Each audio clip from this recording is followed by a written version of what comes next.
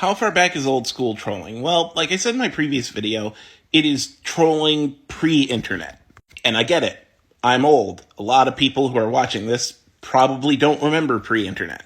But there is one thing that trolling pre-internet had that internet trolling doesn't have, and that's lack of anonymity.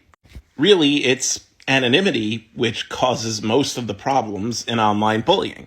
When you had to troll someone in real life, there was always the risk that if you went too far, you would just get punched in the face. And I think that's what a lot of people don't quite get when they say things like online bullying doesn't exist because you could always turn the computer off. So if you were bullied in real life, you could always walk away too. But anyone who's gotten bullied in real life knows it's not that easy.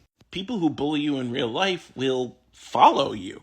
They'll bully you the next day, even if you walk away. And that's a lot like online bullying, because you could turn your computer off, but then if you go back into that space and that bully's still there, you're gonna get bullied again.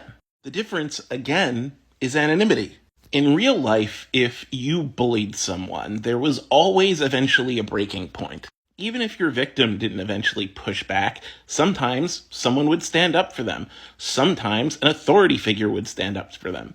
Sometimes their parents would stand up for them. Bullies tend to push it a little too far in the wrong situation, and then there are consequences. The problem is online, no matter how heinous you are, no matter how awful the things you say are, no matter how much real harm you do to people who are vulnerable, there are no consequences.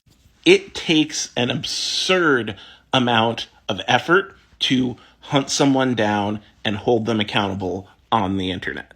Whereas in real life, if you got too fed up, you'd just turn around and punch someone in the face. And you might lose that fight, but people will think twice about bullying you when you get pushed so far, you give someone a black eye. And that's really the split. Think about the things that are being said online.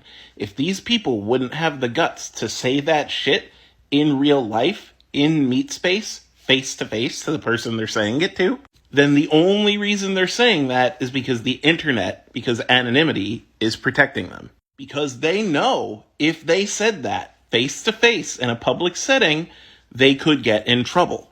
That's why pre-internet trolling was different.